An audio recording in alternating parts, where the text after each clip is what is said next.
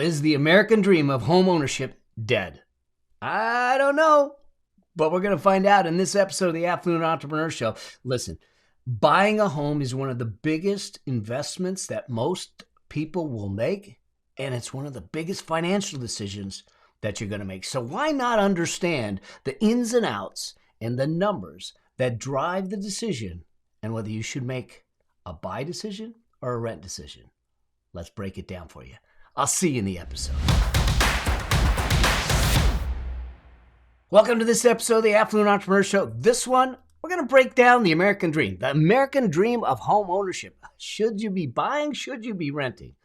Here's the thing. We're going to look at some stats. We're going to look at some data, and we're going to actually do a calculation on rent versus buy. And I'm going to give you access to a tool so you can do the calculations on your own, based on your geographic area, based on the house you're looking to buy or the place you're looking to rent, so you can be informed and make the right decision for your financial future. So let's get to it right now. Let's just look at why does this even matter from a perspective of your life? Well, 74%, this is from bankrate.com, 74% ranked home ownership as the highest gauge of prosperity, which is really interesting. The fact that they owned a home is their gauge for prosperity. And they ranked it above having a career. Okay. 60% said having a career was a measure of prosperity, but 74% said home ownership was.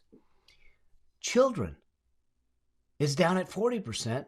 And college education is down at 35%. The fact is that home ownership is seen, whether right, wrong, indifferent, is seen as one of the key metrics of prosperity in the U.S. today.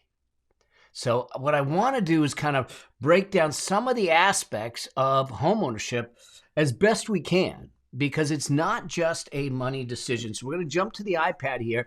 And for those of you that are just listening, I'll describe it to you and we'll make sure that we can get you access to the graphics that are in play here.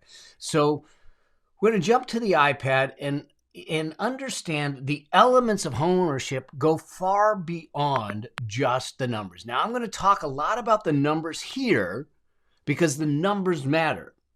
The idea here is this. In anything that we do in the Affluent Entrepreneur Show, my work, my speaking around the country and around the world, my upcoming book, all those things, I'm never going to tell you, very rarely am I going to tell you, don't do something, don't buy something. What I am going to do is say, let's make sure we have all the information so we're making the right decisions for the right reasons based on the numbers and based on the vision we have for our life. Because for some people, they might look at it and say, home ownership is the thing that we want. For others, they might say, I don't need it. There's people that are living in the van, living the van life, and that's cool. That's good. I had a dear friend for over a decade. Him and his wife traveled the country in an RV. He ran his business out of the RV. She ran her business out of the RV. Now they've settled down. They bought a home. They're remodeling and building in Arizona and doing those things. But understand that nothing is like set in stone. It's set in stone by the vision you have for your life. Look, building wealth, building riches, building, accounts and having that is only for the purposes of making sure that you're living true to your vision. Not what society wants, not what your parents want, not what your siblings want, not what the expectation, not what the media is, but what's your vision? It's one of the first steps that we take when we start to work with people. When I work with people in my elite level or in my master's level, where we're helping them, one of the first things to do is say, let's define the destination. Now, if your destination includes home ownership, who am I to judge that? Okay? But understanding the numbers of home ownership become important in the process. So let's just look at some of the considerations that are financial and non-financial when it comes to owning a home. So if we jump to the iPad, the first thing is this, is there are financial considerations to owning the home. There's actually 4 different things that are categories, if you will, that I think come into play. Financial considerations like mortgage. I mean, you're gonna, unless you're paying cash for the home, which would be cool to do, you're gonna have a monthly mortgage. Typically, most people are getting 30-year loans. I'm pushing people to 15 or 20-year loans, depending on their situation, get it paid down quicker. But at the same time, we're in a rising interest rate environment, so there may be some other issues there. But it's not just the mortgage. And this is the thing that a lot of people will forget about. There's maintenance. Homeownership comes with some bills. You got, the gardening, you've got the water, you've got the utilities, you've got the roof that might go bad, the leaking windows. I mean, we bought our house here right on the beach in Laguna. And these are things that you can't make this stuff up. So we got some heavy rains here in California the year after we bought. And we're sitting upstairs. Now, we have this grand room upstairs that overlooks the ocean and everything. But I'm looking at the wall, and there's water that's it's like a waterfall, just coming down the wall. And I'm like going, what is going on? What we didn't realize, because you couldn't see it from the street, and the inspector never picked it up. I mean, that's a whole different discussion with the inspector and all that stuff. But what there was a chimney stack that was at the top of the roof, right where the water was coming down. And evidently, the sellers took out the fireplace, because there was no fireplace there when we bought it. But I had the old plans of the house, and I saw that there was a fireplace there. What they did is they took the fireplace out, remodeled the upstairs, and rebuilt it, but they never took the chimney stack out or sealed the chimney. So we have this basic bucket on the top of the roof, collecting all the water from the rain and then letting it soak right down the walls. Okay? Certainly not planned for, certainly not normal maintenance, but we had to get people in here to fix it. Make sure there was no mold, take out the drywall, fix all of it, seal and cap the chimney stack that was up there. I mean, we have since completely re-roofed the roof and took the chimney stack away, so we don't have that issue. But understanding that there's upkeep costs, there's taxes, okay? And here's the other thing that I think people don't realize. Like, if this house were paid off, the house is paid off, but your real estate taxes will never go away. And so that is an expense that will be an ongoing expense over and over and over again for the rest of the time that you own the home. And then insurance and those kinds of things. So there's financial considerations beyond just the buying that come into play that too often we don't think about. And understanding what those can be becomes important in the financial decision. So that's the first aspect or category of considerations when it comes to home. The second is that it is an investment. Okay? You are buying into a home. Now, I know with some of the stuff that I talk about that when I talk about assets, I talk about investable assets. When we talk about your path to financial freedom, the important thing is to build your financial freedom on what we call investable assets. Investable assets will leverage your time back. In other words, the idea is that I want to pay for my lifestyle with income streams that are coming from assets that don't require my effort to generate the income. That way, all the work I do is work optional, but not work necessary. I get to choose each day because I have a group of assets, the investable assets, that will generate the income. Well, when you use the definition of investable assets, those are assets that increase my net worth by providing additional cash flow when I have access to the value. A residence isn't really an investable asset, because if I'm living in it, yes, it gives me a place to live, but it is not I don't have access to the value. It doesn't allow me to pay my bills because it's not generating cash flow. In fact, it is a bill. It's a negative in there. Now, I don't mean that the house is negative. We'll talk about why we purchased a house that was expensive and what was the reasons for it when we get to that point. But understanding that a home purchase for many people is the largest single purchase in their lifetime. So things like location matters. We looked in different places. We looked in Washington. We looked in Nevada. We looked in Austin, Texas. We looked in different places. But you know what? My wife and I like living by the beach. So we stayed here. So it's a personal investment, but there's other things that come into play.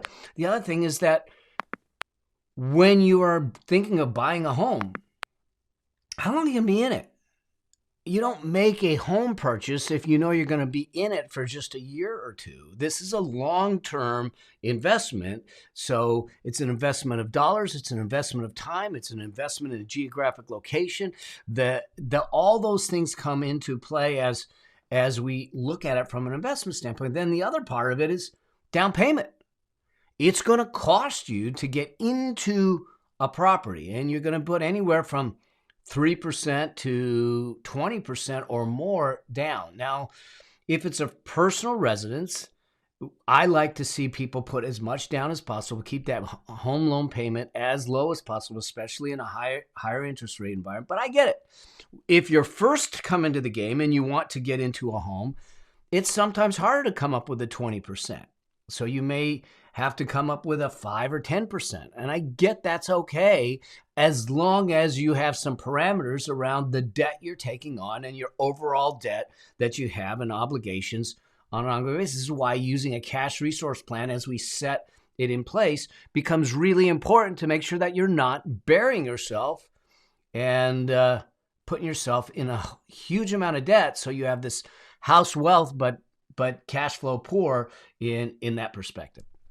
So that's the second consideration. The third consideration is this, and what I call personalization.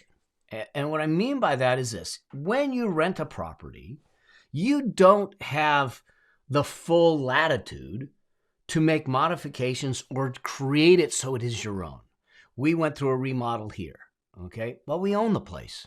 So we could do whatever we wanted to do to make it our own. If we rented the place, we would have had to get permission. There would have been limitations. We wouldn't have been able to do some of the things that we wanted to do. And here's the thing, a lot of leases would require you to put the property back in its original form when you got it. So if you removed a wall or if you changed a bedroom, you might have to change it back. So when you own a home, you have the ability to make it your own. And there's this pride in ownership that comes into play. And then the fourth thing that I think comes into play that isn't about just the money side of it is lifestyle. Lifestyle considerations are really important. When you start to look at lifestyle, you need to think about what really starts to drive things. Renting gives you a ton more flexibility because you can rent for a year and decide, oh, we're gonna take off. We don't like this area. We're gonna go to another area. You have a lot more flexibility, but buying a home is a long-term decision, minimum 5 years, and with higher interest rates, you're looking at 7 to 10 year decision. That if you don't think you're gonna be in the house for 7, 8, 9 years, it's probably not gonna make financial sense to do that. And you got to think about your life. At one point, do you have children? Are you going to have children? If all of a sudden you're getting into, there's a number of these beach properties. We have one of the larger properties here, but there's a number of these beach homes here that are literally 1 bedroom, 2 bath, under 1,000 square feet. Well, that's great if you're a single person or a couple, but what happens when you start having children? So lifestyle considerations come into play. If you're a young couple and you plan on having children, you might have to grow, those kinds of things. And the other thing to realize is that the other thing happens, that you have a bunch of children, you have this big home, and now you become empty nesters. And they're gone. Now what do you do? All right?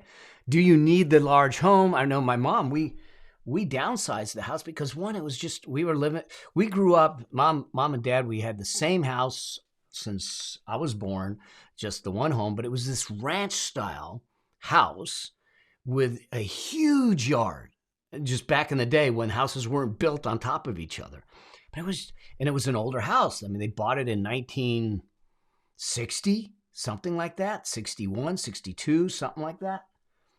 So it was an older house. It had a lot of deferred maintenance that was going to need to be done, but it was just too much for my mom at the time, it was 5 years ago that we ended up selling it because it was just too much upkeep, because there was too much deferred maintenance. There was too much maintenance because it was older and it would take a lot, and it's too much for her on the yard and all that stuff at her age. So you got to think about the lifestyle impact on that. And then the last piece of this lifestyle consideration is that location matters. If you're not in love with the location and you can't stomach being there, then it becomes a problem. Say, the first beach house we actually had a beach house in a community just a couple miles south of us. And this was 51 homes in this community. The problem is that the community, we didn't know this going in. The community was awful. The people were awful to each other. They were all up in each other's business.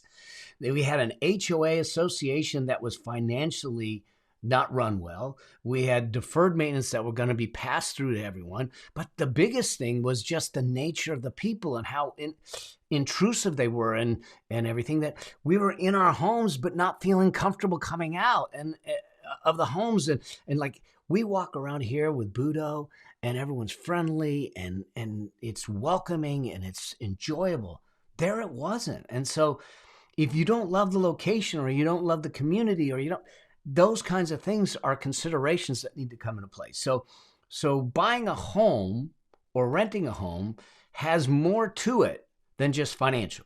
Now, I'm saying that because the next piece I want to talk about is I'm going to run through some numbers and show you how I would look at buying a home simply from a financial perspective, then talk about why I still think that homeownership may be the right thing for certain people if you do it for the right reasons and what to consider. All right. So let me jump to the iPad. Let's do some math.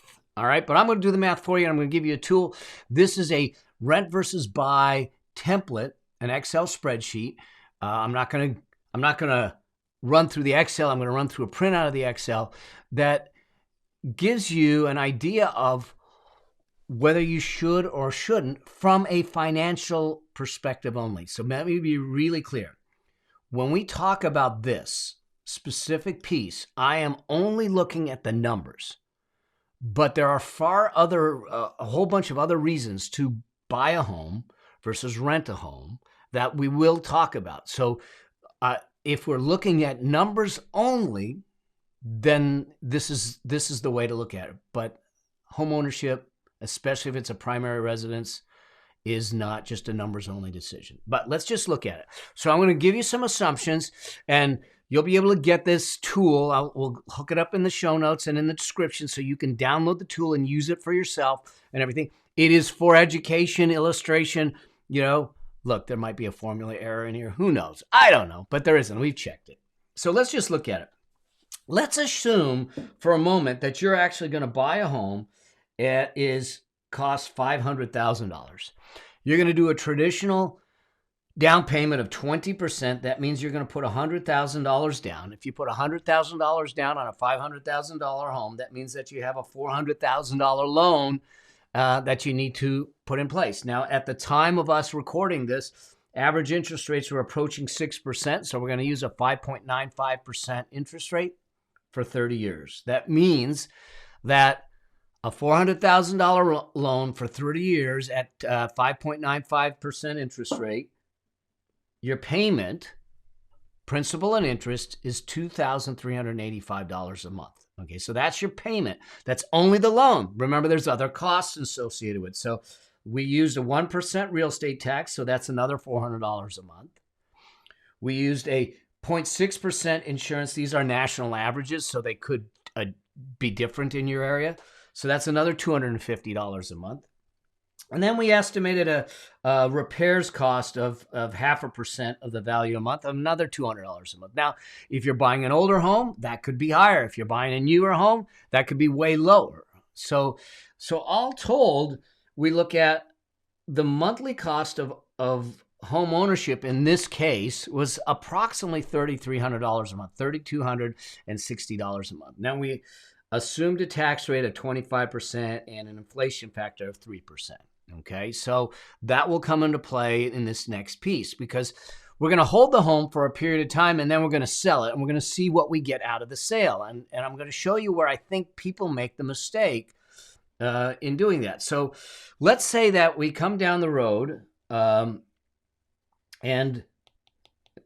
you start to understand that the property will go up in value. The property will go up in value. Now, we used a 6% appreciation factor, which may be a little aggressive, okay? But we assumed that we would own the home for 10 years, so a decade. And we assumed that when we sold it, we would pay 6% in selling costs. Typical percentages. It may be 5%. You might be able to get 4% and everything. But so that means that if the property appreciated by 6% over 10 years, the $500,000 property that you bought is now worth $895,000. It's worth almost $900,000.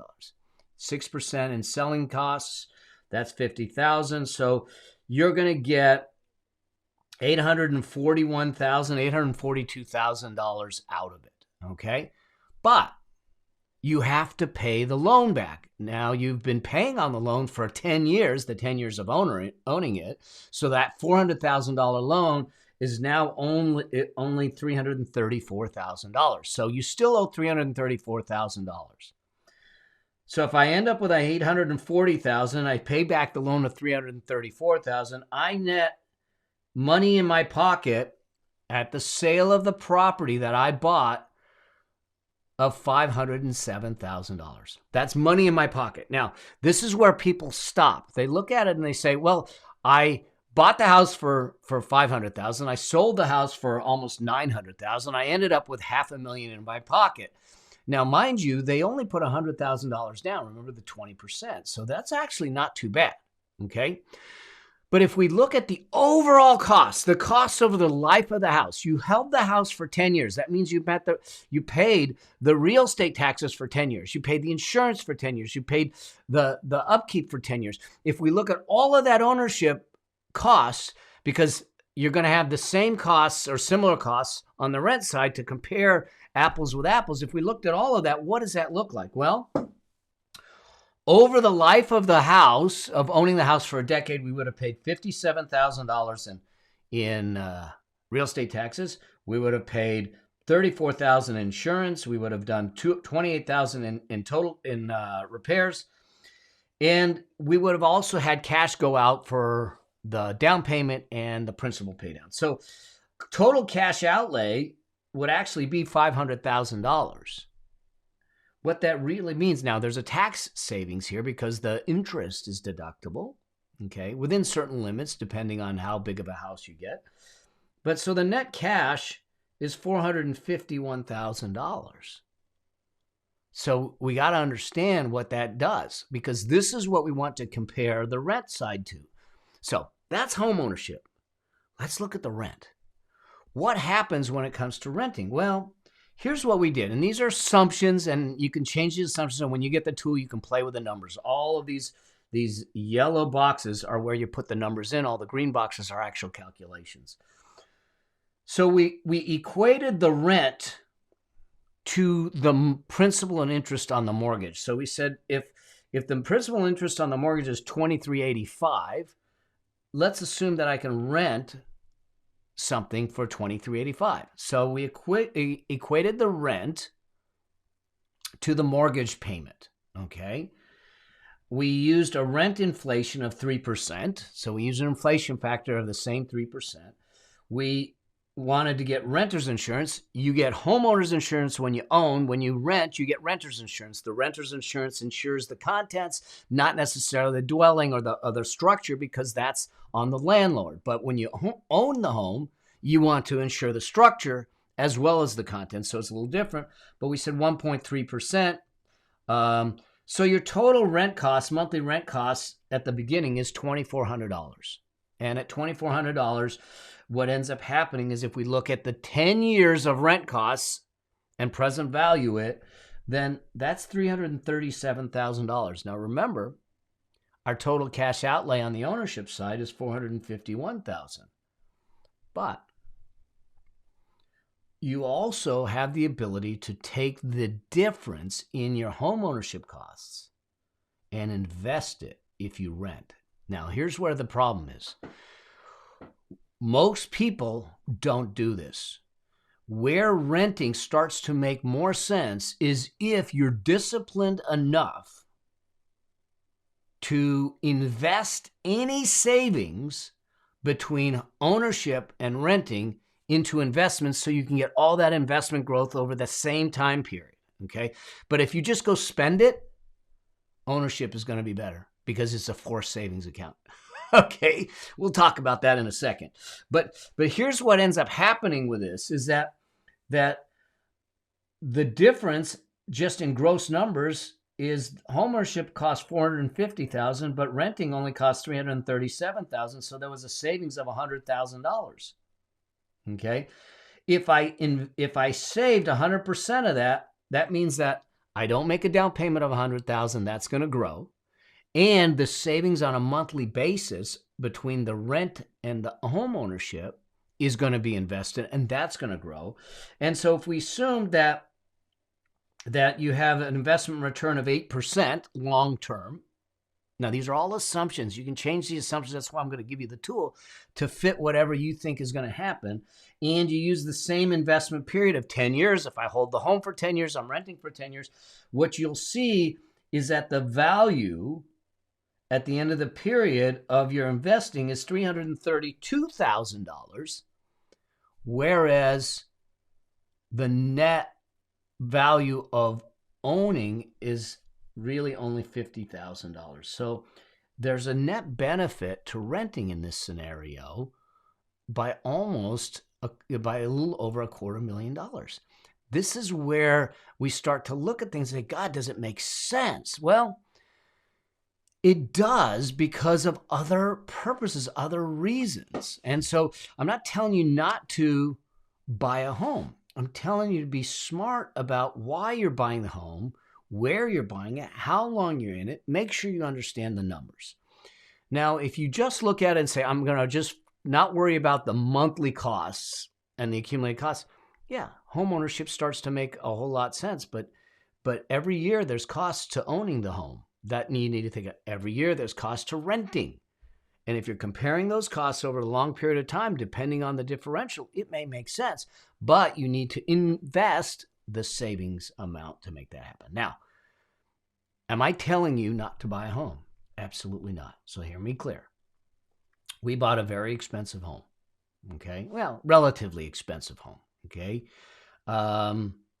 And people would ask me, you are the one that says you want investable assets. Why would you sink a lot of money into a home that isn't an investable asset? This is going to give you a return. Well, here's why.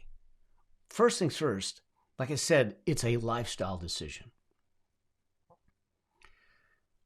We purchased this home. One, we bought it at a great price. Immediately upon closing, we could have sold it and made a bunch of money. Okay, so negotiating the purchase, money on real estate is made on the buy side, not the sell side. What I mean by that is negotiating the proper purchase price and the proper terms is more important than the sales side of it. Okay, so we were able to get into this house. In fact, both our beach houses, we were able to negotiate really, really good prices and terms to allow us to get in and put us in a good financial position. So that was one piece. But more importantly, this was an asset. Now, every asset, just like every dollar, it's why we use a cash resource plan, has a job description. This was an asset that didn't have a job description that was requiring it to be an investment. This had a job description that was requiring it to give us quality of life. We bought this, and now we didn't over-encumber ourselves. We'll talk about those limitations in a moment. We could easily make the debt service payment, the loan payments. We could easily afford the rest of it. That's not the issue. But I remember seeing when we walked the house, the sparkle in Stephanie's, my wife's eyes when she stood in the kitchen, when she stood in the grand room looking at the ocean, and the joy and just how it felt. And that's when I knew that as long as affordability made sense in the overall plan, We needed to buy this house not because it was an investment, but because it would shift the quality of our life to a place where I could give her something that she enjoyed, that she had a chance to make her own, that she has a chance to call her home, her castle, whatever. So this was a decision that wasn't meant and made just on the numbers that we just walked through. So I want you to understand that sometimes we make the decisions, but it didn't put us in jeopardy. We still followed some financial rules to make it make sense. So why do we consider buying? Because there's other reasons to buy. One is savings, okay? And what I mean by this is that indirectly, as you pay down the mortgage of the house and put on that the possibility of appreciation of the value of the house, indirectly you have this built-in savings plan. It's a forced savings plan because as we build the equity here, we've got money that we can't access. Now we would have to either refinance or sell it to get access, which means we got to find another place to live. Whole nother conversation. But it does it. Second is it gives you predictability. You know where you're living. You know what you're in for. You know what your mortgage is every month, unless you're on a variable rate. And if you're trying to get into a variable rate mortgage, you and I need to have a conversation, especially in a rising interest rate market. It gives you the freedom to do what you want to the property, okay? We have the ability to remodel and do it the way we want, to decorate it the way we want, where we're not limited in renting. It gives you some level of stability, a home base from which to operate on, a place where you can call your own, a place where you can call your home, a place where you can lay your head at night. Now, you can get that with renting, but this becomes more of a permanent feeling. You don't have I'm renting a place and I've got a 2-year lease and rents are going to go up 10%, 20%, whatever they are. And we've had high rent increases in certain rental markets over the last couple of years. You have this stability, if you will, that stays in place. Third the next thing is that there's some pride in ownership. This is our home. Welcome to our home. And I don't think you can say, and you can't put a price on it. You can't just tag numbers to it. So I'm trying to balance the numbers part of it, because if you look at numbers, it's an easy decision, but there's more to it. And it's what went into us buying this house. And then the last piece is taxes. When you purchase a home, there's some tax benefits. There's limitations to some of the tax benefits, but you get a deduction in the U.S. for the mortgage interest, the interest portion of the loan, up to a certain amount. You get a deduction for the real estate taxes, again, up to a certain amount. One of the big tax benefits is that as long as you use the home for a personal residence, a primary residence for a certain number of years, out of 5 years, 2 years out of 5 years, if you sell it, you have the opportunity to not pay tax on up to $500,000 in gain if you're a married couple, $250,000 if you're single. Now, that can change if they change the tax laws or those limits, but think about this. If I bought a house for $500,000 and I sold the house for $800,000 4 years later, 5 years later, 8 years later, $500,000 to $800,000, there's a $300,000 gain, okay, that I would have to pay tax on. If it was not a primary residence, the $300,000 gain could be a tax of as high as $100,000. But since it's a primary residence, we pay zero tax on it, and you can do that every handful of years. There are people that actually buy primary residences. They stay in it for 3 years and then they sell, don't pay tax in the game, and move to another one. It's using the tax. Some people might say, oh, you're taking advantage of it. Well, no, the tax laws are written that way. So using the tax laws the way they're written, there's no crime in it. No one says that you need to overpay your taxes. You just need to pay your taxes in accordance to the tax law that is in place. If they don't like it, they can change it. They changed it previously. There used to be a different law, and in the 80s, they changed it to this. So It's one of the benefits from ownership. So what are the things that you need to do? I think there's some things to consider if you're thinking about buying or renting. And I'm going to walk you through what I think are the 8 considerations to move forward. And the first is to really look at this. If you're thinking of buying a home, your living in it needs to be minimum 5 years or more. I'm going to say 7 years or more. Number 2, I want you to run the numbers. I'm going to hook up the template, the tool, the buy versus rent tool for you in the description and in the show notes so you can get access to it totally free. You can run the numbers, you can look at the numbers, and you can make the decision, okay? Number 3, if you're buying a home, I want you to look at your total home ownership costs. That is mortgage, that is insurance, that is principal, that is taxes, and make sure that they do not exceed 30% of your income. Do not exceed 30% of your income, okay? If you go beyond 30% of income, I think you're putting yourself in a place of financial, not jeopardy, but exposure, okay? We don't want it to be more than 30% of income. Then number 4, I want you to make sure that you know why you are buying or why you are renting, okay? It's a personal decision. You'll look at the numbers, you'll make the decision, but there's other qualitative things that we talked about. But make sure that you know why. It shouldn't be because someone else told you should. It should be because it fits into the vision for your life and the things that you want to accomplish in your life. And that's it. Number 5, I want you to optimize your credit. I'm going to do a whole nother episode on credit reports and credit, but what drives it, how to make sure you manage it properly. But if you're going into a purchase decision and even a renting decision, because they'll put credit reports on renting too, you want to make sure that you optimize your credits. That means make sure you're making your payments on time. Make sure that you're not carrying too much debt. Okay, they look at the ratio of available credit to how much credit is drawn. So if you have available credit of $10,000, but you've drawn $7,000, I can look at it and say 70%. Yeah, this is a risky play. So you want to optimize your credit because the higher your credit score, the lower the interest rate they're going to offer you. And trust me,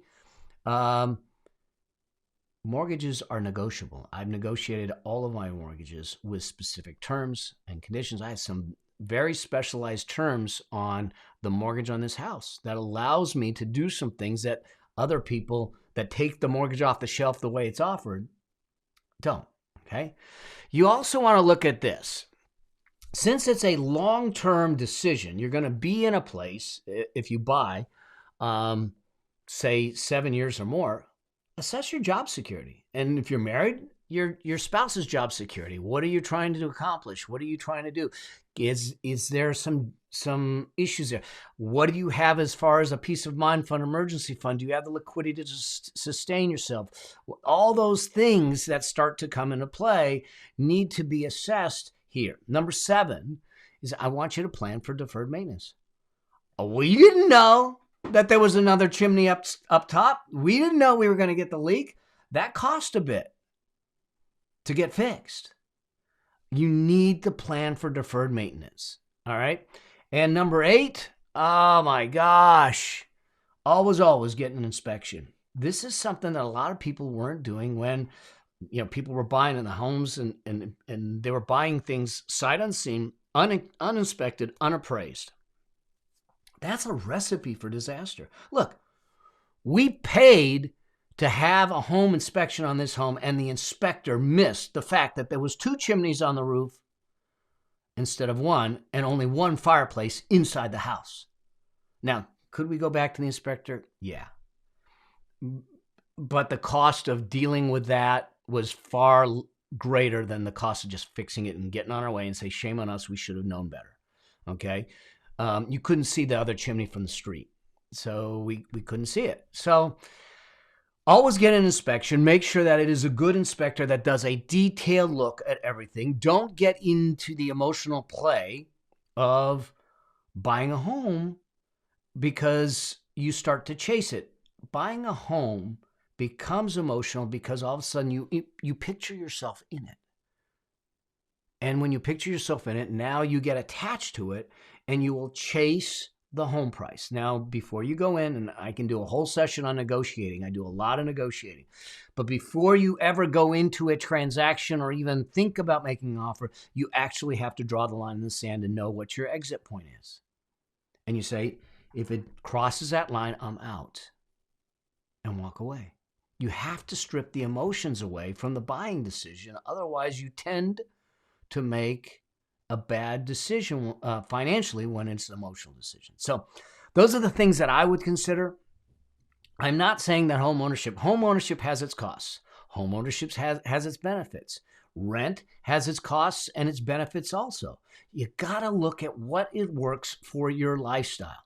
If you have a more transient lifestyle, a less stable job assessment, or you don't know exactly where you're going to land, or you know that you might have to upsize, downsize, maybe ownership isn't the plan for you, because that's a long-term game. And getting in and out of homes is costly because it's a 5 to 6% selling cost. So it takes time, it takes a holding period, and there's cost to get in and out. Whereas rent, you're in it for a year, 2 years, whatever, and you can move on.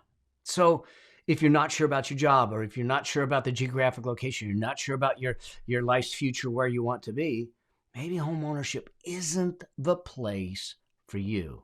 So I want you to use the tool to look at the numbers, but I want you to also use introspection, retrospection, and understanding of what's your financial vision? What's your vision for your life? What kind of lifestyle do you want? Does it fit? Does it make sense? And make it for the right financial reasons and the right qualitative reasons. Homeownership can be wonderful in the right place with the right people to build a life and do the things that you want to do. It can be horrible if you don't have that. Renting can be just the same. So you now have the ability to run the numbers. You now have the ability to look at some of the qualitative things, do the right thing for your life, your vision, and your future. All right. I hope that you found this of value. Maybe it gives you a little bit of shining the light on what to do if you're thinking about owning or renting. And if you have questions, or if you have anything that comes up around this or any other financial topic, reach out to me. Go to askmelnow.com and send me your questions. We'll get it on a future episode, a future show, and make sure that we get it answered. We might even reach out to you and bring you on the show and coach you live. All right. I hope that you found this of value. And as I always say, always strive to live a life that outlives you. I look forward to seeing you in an upcoming episode, on the show, or on the road. Cheers.